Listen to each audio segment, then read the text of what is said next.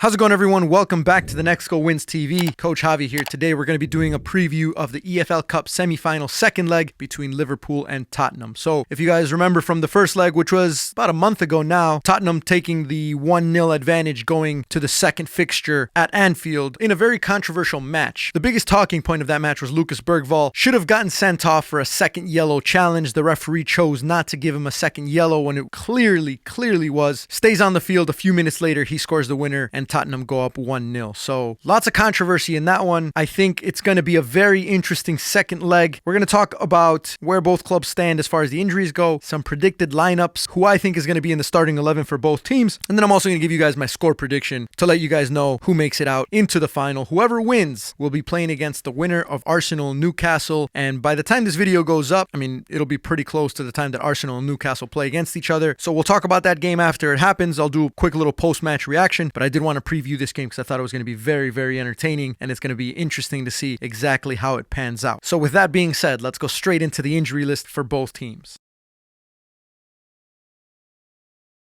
If you guys look at this is pretty interesting. Liverpool, pretty much everyone is healthy. The only one that's not healthy is Joe Gomez, who's got a hamstring injury and will be back mid-February. But if you look at the other side, Tottenham has Brennan Johnson, Christian Romero, Destiny Udogie, Dominic Solanke, Vicario, Madison, Dragusin, Werner, and Odobert, all out through injury. So Big Ange has been complaining about injuries over the last, month and a half now for all of the bad results that he's been getting, which I think is actually a pretty fair excuse. However, they should be taking a deep look into their medical team because there's something going on within the medical department. But anyway, I think this is going to be a big factor in why I believe Liverpool is going to progress into the final, just because a Liverpool at full strength is miles better than a Tottenham that's missing almost a full starting 11 of players. So the big job for Big Ange is, can they lock it up defensively, maybe try and get a goal off of a counterattack, and somehow be able to sneak themselves into the EFL Cup final. Again, I don't think that they're going to do it, but all the pressure now is on Liverpool to overturn the result. So now let's take a look at the predicted lineups.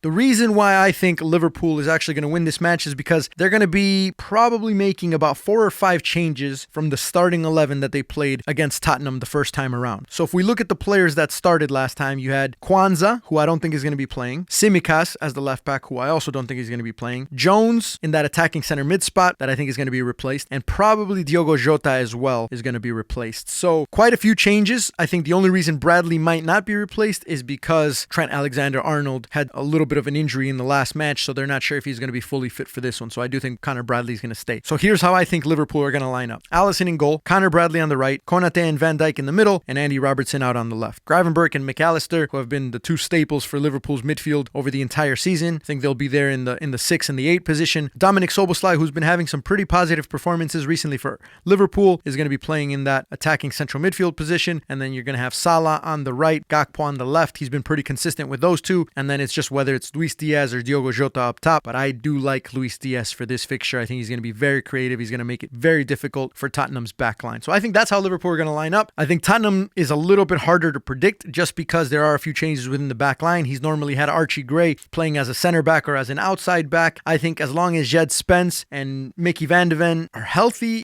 I'm not sure if he's going to start with Archie Gray. I think it's either going to be him or Davies who's going to be benched, but I think he'll start with Porro on the right, Davies and Van de Ven in the middle, and Spence out on the left. Bentancur as the 6 with Kulusevski and Bissouma playing in front of him, and then Mikey Moore, Richarlison, and Heung-min Son up top as the front 3. I will say this, Richarlison, man, that guy has been very disappointing. When he first started doing really well for Everton, I was like, this guy has got something to him. He's Brazilian, he's playing in that number 9 position. I thought he had a lot of potential. Once he went to Tottenham, I just feel like it's never really gone in his favor. He's had a lot of issues with injuries, and he's been super unlucky. There's been some games where he finally scores his goal, and it's ruled offsides. And I think there was one where he celebrated, took his jersey off or something, and then goal got called back. I don't know. He's just, the guy's been unlucky, but the more and more I see him play, I can see that his confidence is completely dead. And I think there's a lot of situations where somebody who's in form, somebody who's playing really well, puts a lot of those chances away. At this point, in my opinion, he's playing center back for the other team sometimes. So with him up front, I don't think they really have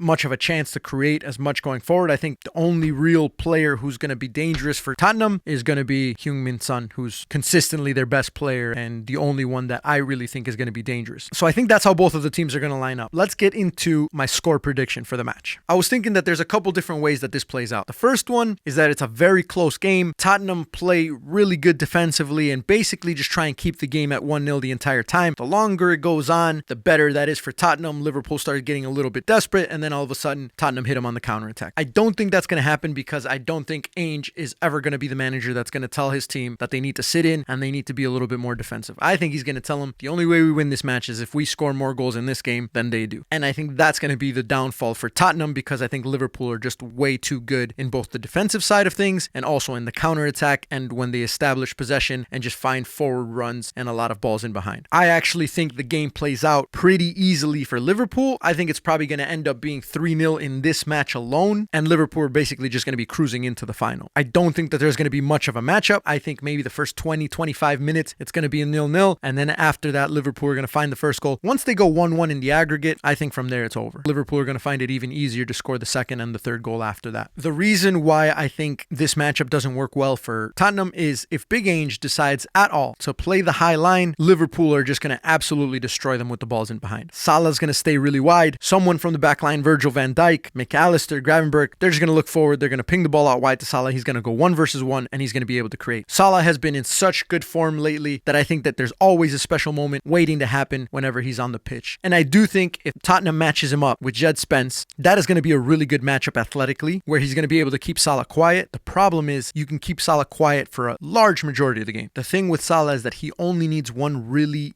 good opportunity, a little bit of space, and he can produce moments of magic. I think Salah is in the best form of his career right now. I just don't think that there's a single person in the world right now that can stop Salah over the entire 90 minutes of a match. And even if he's kept quiet and Tottenham do a good job of marking him and preventing him from getting into dangerous opportunities, I think Liverpool just have too strong of an attack with some of the other players like Gakpo on the other side, whether it's Luis Diaz or Diogo Jota up top, or whether it's even, I hate to say this, but whether it's even Darwin Núñez coming off the bench. I don't think Tottenham are going to be able to keep this game at 0-0, and I think ultimately Liverpool progress into the final of the Carabao Cup, which makes things interesting for Big Ainge because I think he's kept his job so far given the fact that he's had all these injuries, but he's still in quite a few different competitions where he could win a trophy. Are you really going to sack him when he's in the semifinals of the EFL Cup? I think the moment he gets knocked out of the Europa League, once you take those two competitions away, I don't think there's any reason for him to stay, and I think Daniel Levy is going to let him go. But I think they're letting him play it out, see if he can miraculously progress into the next round, and obviously he'll keep his job a little bit longer. So that's my prediction. Don't forget, every time I do these match previews, you guys should be going in the comment section down below and letting me know what you think the score is going to be, because if you get it right, we'll send you some stuff. Send you some Champion Grind grip socks and some Next Goal Wins TV stickers. So put it in the comment section down below what you think is going to happen, and don't forget to check in a few hours after, because this is one of the matches that we will do a full match tactical analysis for, and I'll let you know exactly how the game played out. Should be a good match. We'll catch you guys in the next one.